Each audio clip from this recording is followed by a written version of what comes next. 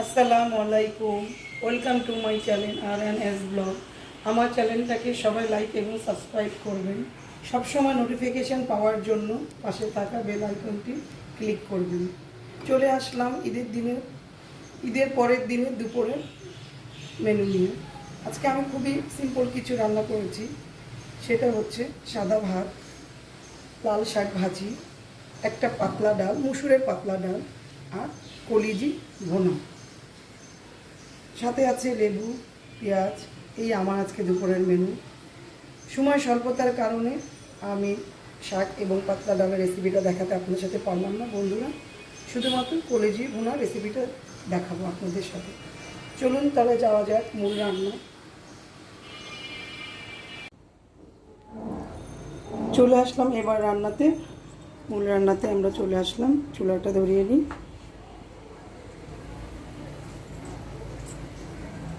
গরম হচ্ছে। প্রথমে আমি তেলটা দিয়ে দিলাম।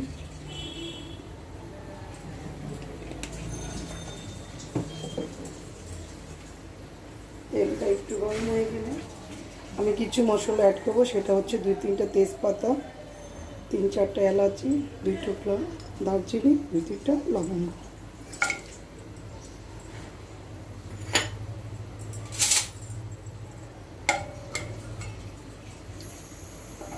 চুলার আঁচটা একটু বাড়িয়ে দিলাম। গরম মশলা থেকে একটু ফ্লেভার বের হলেই আমরা পেঁয়াজটা অ্যাড করে দেব।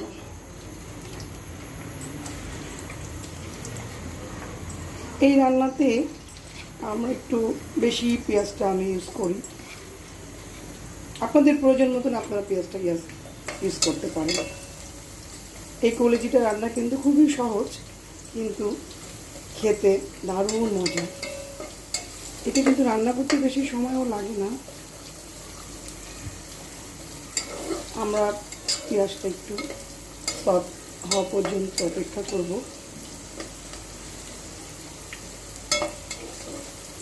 তো বলুন বন্ধুরা, আপনাদের ঈদ কেমন কাটলো? সবাই নিশ্চয়ই যার যার পরিবারের সাথে ঈদ কাটালেন এবং কাটাচ্ছেন। আজকে যেহেতু ঈদের পরের দিন সকাল, আমি একটু সকালে রান্না করছি। দুপুরে রান্নাটা আমি সকাল করছি। সবাই আর কি ঈদের দিনে মাংস পোলাও খেয়েছে, কেউ আর রিচ খাবার খেতে চাচ্ছে না। এর জন্য আমি কিছু হালকা পাতলা রেসিপি করেছি। ডাল, লাল শাক দেখলেন তো আপনারা, এবং কলিজা ভুনা। এটা পেঁয়াজটা হওয়া পর্যন্ত আমরা অপেক্ষা করব। পেঁয়াজটা ভাজা হয়ে গেছে। এখন আমরা কিছু মশলা অ্যাড করব। 1 টেবিল চামচ রসুন বাটা, 1 টেবিল চামচ আদা বাটা,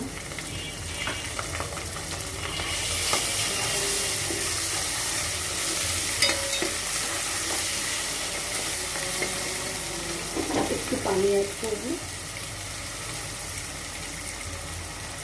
মশলাটা যাতে লেগে না যায়, পোড়া না লাগে, এটার জন্য একটু পানি অ্যাড করব। এই 1 মিনিটের মতন আদা রসুনটা একটু ভাজা করে নিব, যাতে কাঁচা ফ্লেভারটা চলে যায় আদা রসুনে।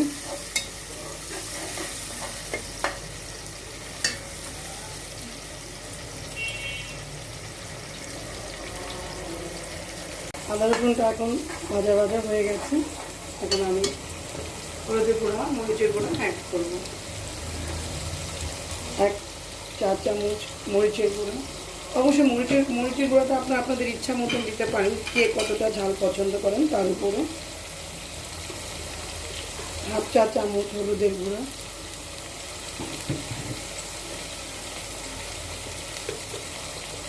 1/2 চা চামচ ধনিয়ার গুঁড়া,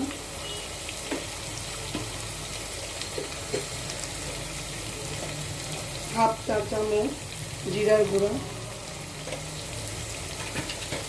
সবগুলো একসাথে কষিয়ে নেব।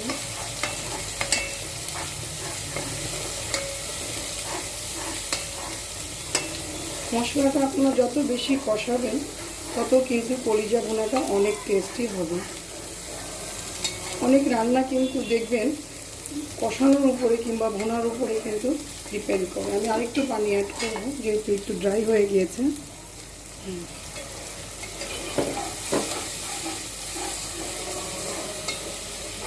আমি এখন একটু মশলাটা ঢেকে দিব কিছুক্ষণ রেখে, কিছুক্ষণ পরে আমরা 2 মিনিট পরে ফিরে আসছি। ফিরে আসলাম, মশলাটা কষানো হয়ে গেছে। এখন আমরা কলিজিটা দিয়ে দিব।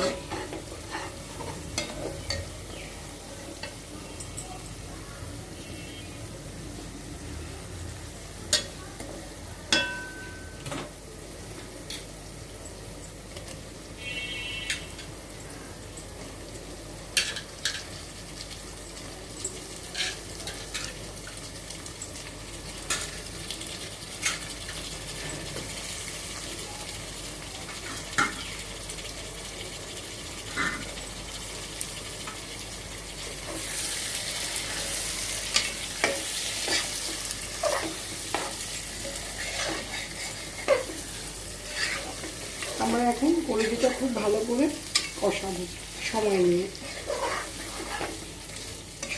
না কষালে কলিজির থেকে কিন্তু কাঁচা ফ্লেভার আসবে, তখন খেতে খুব একটা ভালো লাগবে না।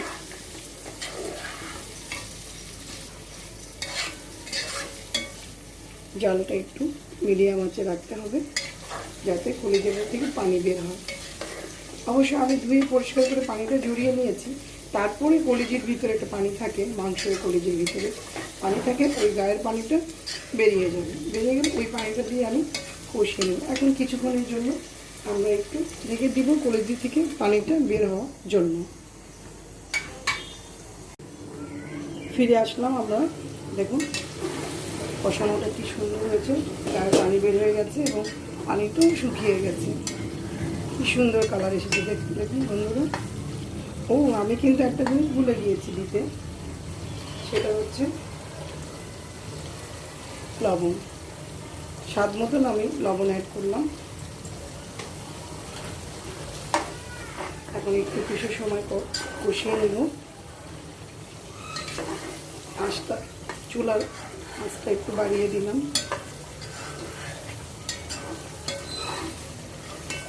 কলিজিটা আপনারা যত বেশি কষাবেন তত বেশি মজা হবে খেতে।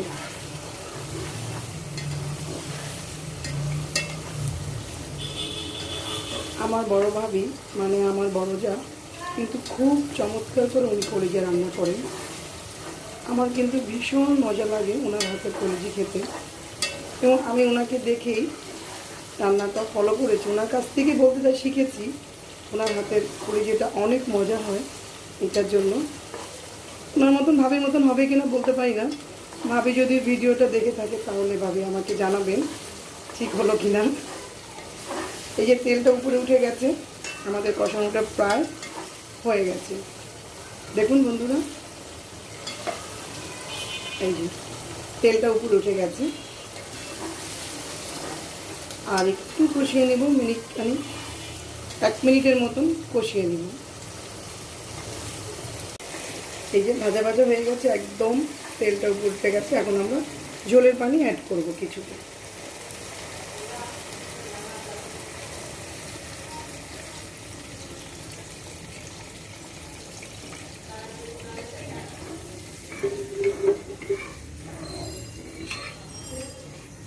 কিন্তু অল্প পানি দিলেই হবে, কলিজিটা তো বেশি রান্না করতে বেশি সময় লাগে না।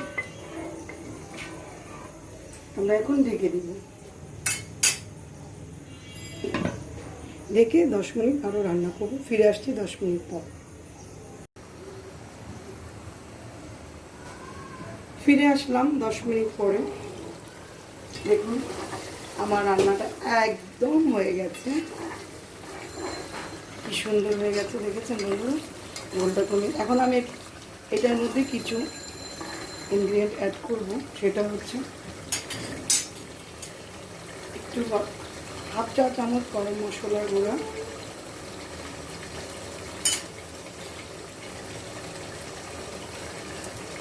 একদম অল্প করে 1/2 চা চামচ চিনি।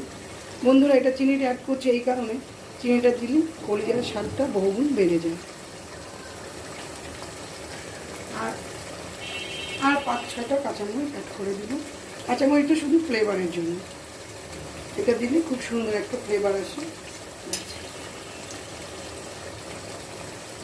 হয়ে গেল আমার দারুণ স্বাদের কলিজা বোনা। আজকে তাহলে এখানেই শেষ করছি। সবাই ভালো থাকবেন, সুস্থ থাকবেন, আমার জন্য দোয়া করবেন। আমি যেন বারবার আপনাদের সামনে সুন্দর সুন্দর রান্না নিয়ে আসতে পারি, সেই দোয়া করবেন। আল্লাহ হাফেজ।